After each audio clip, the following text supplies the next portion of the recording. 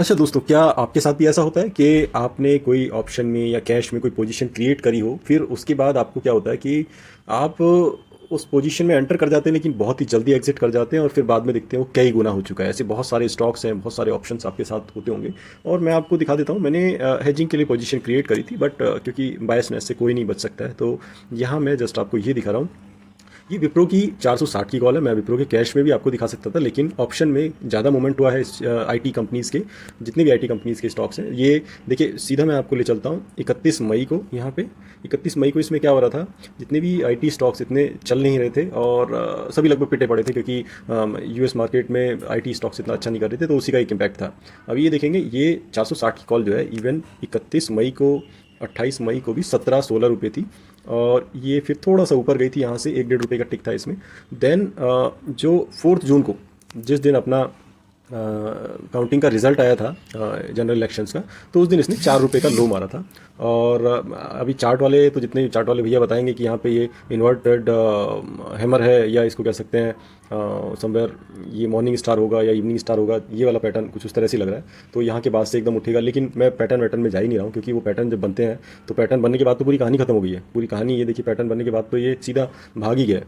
तो मैं आपको सिर्फ एक बायसनेस की बात बता रहा हूँ, रिसेंसी बायसनेस। तो रिसेंसी बायसनेस में होता क्या है, हम जो रिसेंट के रेट्स हैं, जैसे अभी ये रिसेंट में कैश में उस टाइम विप्रो चल रहा था करीबन 415 420 समवेयर ऐसी था। तो हम देखेंगे कि भाई ये तो 24 रुपये तक तो गया है ऑलरेडी, और अब कितना जाएगा। 4 रुपये से किसी ने ले लिया तो 20 रुपये, 25 रुपये में, 30 रुपये में बेच देगा। लेकिन हम ये बड़ी पिक्चर आपको दिखाता हूँ। विप्रो फिर कंटिन्यूसली बढ़ा था वहाँ से 1-2 दिन की सुस्ती के बाद में। फिर ये देखिए यहाँ से, ये विप्रो का जो ऑप्शन है, कॉल ऑप्शन, ये 36 रुपीज़ का हाई दिया इसने। तो आप समझ सकते हैं कि सिर्फ 10 ट्रेडिंग सेशंस में, ऑलमोस्ट 10 ही हुआ है, क्योंकि 4 जून के बाद से, तो 4 जून को ये 4 रुपये का लो मारा था, और उसके बाद 10 ट्रेडिंग सेशन में ये ऑलमोस्ट 9 टाइम्स हो गया है। ओके, तो 9 टाइम्स कोई ऑप्शन आपको रिटर्न दे दे। और यही हम कैश में विप्रो को देख लेते हैं। कैश में देखिए विप्रो का क्या हाल है। कैश में विप्रो ने यहाँ से 415 का लो मारा था उस दिन 4 जून को, और वहाँ से ये फिर वापस उस तरह के रेट्स में आया ही नहीं है। और अभी मतलब ये जो मैंने आपको कॉल दिखाई थी, ये इन द मनी ट्रेड कर रही है, तो बहुत ज़्यादा फॉल हम इसमें एक्सपेक्ट नहीं कर सकते, क्योंकि 493 495 का लेवल ऑलरेडी इसने टच किया हुआ है विप्रो के स्टॉक ने कैश में। तो अब मैं आपको बता देता हूँ कि आपको करना क्या है ऑप्शंस में। अगर आप कोई पोजीशन क्रिएट कर रहे हैं, तो आपको सिंपल सा एक काम करना है कि एज इट इज़, मैं मानता हूँ कि हम लोग जैसे कोई पोजीशन क्रिएट करते हैं, हमने ये ऑप्शन बाई तो कर लिया है, बट हमारे पास कोई टारगेट सेट नहीं है, तो और हमने ये भी नहीं सोचा कि हाँ भाई डबल हो गया तो एग्जिट कर जाएंगे। कितना आदमी सोचेगा कि 10 टाइम्स हो सकता है, कोई कोई एक्सपेक्ट ही नहीं करेगा।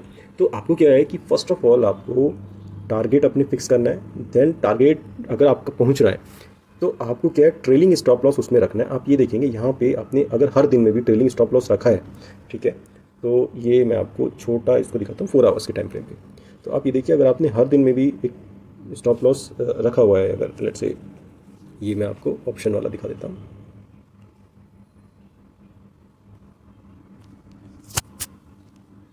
ये देखिए, अगर आप यहाँ पे ट्रेलिंग स्टॉप लॉस भी रख रहे हैं, आपने ये लेट्स से 4 जून को लिया, तो 5 जून को भी फिर ये नीचे नहीं आया, मतलब आपका स्टॉप लॉस ट्रिगर नहीं होता रहा, इंट्राडे में भी आप रखेंगे।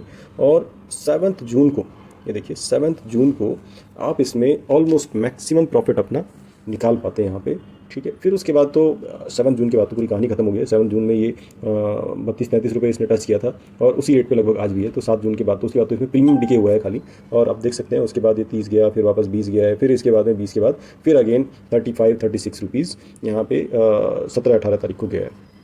तो आप अपना बायसनेस इसमें, जो रिसेंसी बायस हम इसको कहते हैं, रिसेंसी बायस मतलब जो प्राइस आपने रिसेंटली देख चुके हैं ना आप नज़दीक में अभी, तो वो प्राइस आप उससे ज़्यादा आप एक्सपेक्ट ही नहीं करेंगे। जैसे कि अगर आपने यहाँ पे लिया, लेट्स से कोई अगर मई के टाइम से ही इसमें बाइंग में है, 20 में किसी ने ले लिया है, तो जैसे ही ये 4 रुपये चला जाता है तो वो घबराता है, उसका कैपिटल 1/4 हो गया, 1/4।